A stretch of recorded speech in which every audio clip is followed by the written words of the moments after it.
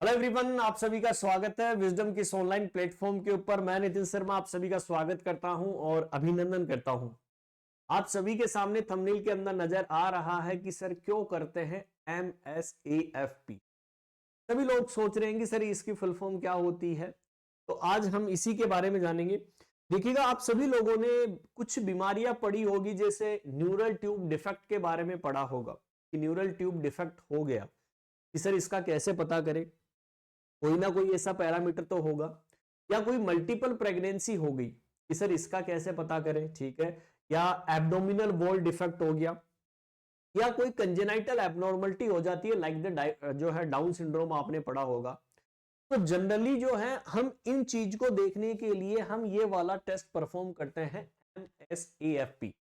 तो सबसे पहले इसकी फुल फॉर्म आपको पूछी जाए कि सर इसकी फुल फॉर्म क्या होती है, तो आप सभी लोग क्या बोलोगे? मैटरनल अल्फा पीटोप्रोटीन है क्या? अरे MSAFP क्या फुल फॉर्म होती है? यदि आपको एग्जाम के अंदर पूछे तो क्या इसकी फुल फॉर्म होगी? एम फॉर तो मैटरनल, क्या बोलोगे? M for the maternal. Maternal का मतलब कि वो महिला है, क्या है? महिला है। उस महिला के अंदर हमने क्या चेक किया? अल्फा प्रोटीन का लेवल चेक किया कि मैटरनल सीरम अल्फा प्रोटीन, ठीक है, अल्फा प्रोटीन, ये हमने क्या किया दोस्तों? अल्फा प्रोटीन को चेक किया। यही क्या कहलाता है? MSAFP। सबसे पहले बात करते हैं कि सर यहां पर कब जो है हम ये टेस्ट परफॉर्म करें, कि जब बच्चा इंट्रायूटेराइन लाइफ के अंदर होगा तो कोई ना कोई इसकी तो क्या होगी, टाइमिंग भी तो होगी। इस टाइम के अंदर हम क्या कर सकते हैं, इसको परफॉर्म कर सकते हैं। बिल्कुल सर, कि सर जब बच्चा कितने वीक का हो जाए, 15 से लेकर 18 वीक का हो जाए। कितना? 15 से लेकर जब बच्चा 18 वीक का जब हो जाता है, तब हम आइडियली ये टेस्ट क्या करते हैं दोस्तों? परफॉर्म करने वाले हैं। ठीक है। सबसे पहला क्वेश्चन आता है कि सर इसकी जो रेंज होती है वो नॉर्मल कितनी होती है? जो आपके मैटरनल सीरम अल्फा प्रोटीन जो हमें देखने को मिलता है, इसकी नॉर्मली रेंज हमें कितनी जो है वो देखने को मिलती है? आप लिख देना 0.5 से लेकर 2.5 मिली ऑस्मोल पर लीटर होती है। मिली ऑस्मोल क्या होती है? पर लीटर हमें देखने को मिलती है।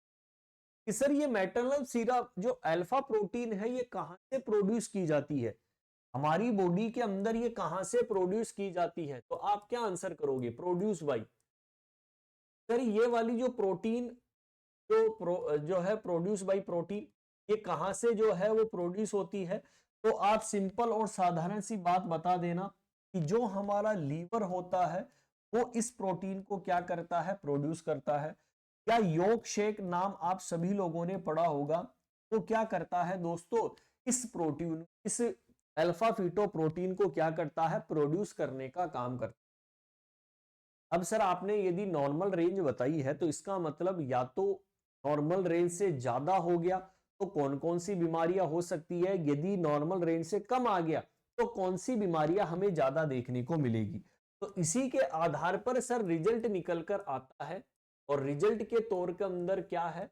सबसे पहला पॉइंट आप क्या पढ़ते हैं कि सर पहला पॉइंट यह है, मान लो कि इस प्रोटीन की वैल्यू यदि मुझे ज्यादा देखने को मिली तो कौन सी बीमारियां हो सकती है, और मान लो इसी प्रोटीन की यदि वैल्यू मुझे कम देखने को मिली या लो वैल्यू मुझे देखने को मिली, तो सर कौन सी बीमारियां हो सकती है। तो सबसे पहला एग्जामिनर का फेवरेट क्वेश्चन कि जब हाई वैल्यू हो जाती है तो आप सभी लोग क्या बताओगे? इसको हम जो है डायग्नोस कर सकते हैं, मल्टीपल प्रेगनेंसी को डायग्नोस कर सकते हैं। तो मल्टीपल प्रेगनेंसी को कि सर या तो कोई किडनी के अंदर बीमारी हो जाए, रीनल डिजीज का भी पता कर सकते हैं कि हाँ कोई ना कोई उसके अंदर बीमारी है। या मैं बोलूं कि एब्डोमिनल वॉल डिफेक्ट को, अरे जो हमारा एब्डोमेन है उसकी वॉल के अंदर कोई डिफेक्ट हो जाए कंजेनाइटली, वो हम पता कर सकते हैं। अरे आपने एनटीडी पढ़ा होगा, एनटीडी का full form neural tube defect, क्या बोलते हैं इसे? Neural tube defect. कि मान लो कि यदि नॉर्मल वैल्यू से यदि ज्यादा हाई वैल्यू नजर आ रही है तो आप इन बीमारियों का क्या कर सकते हैं? पता कर सकते हैं। क्लियर है? इन बीमारियों का क्या कर सकते हैं? पता कर सकते हैं।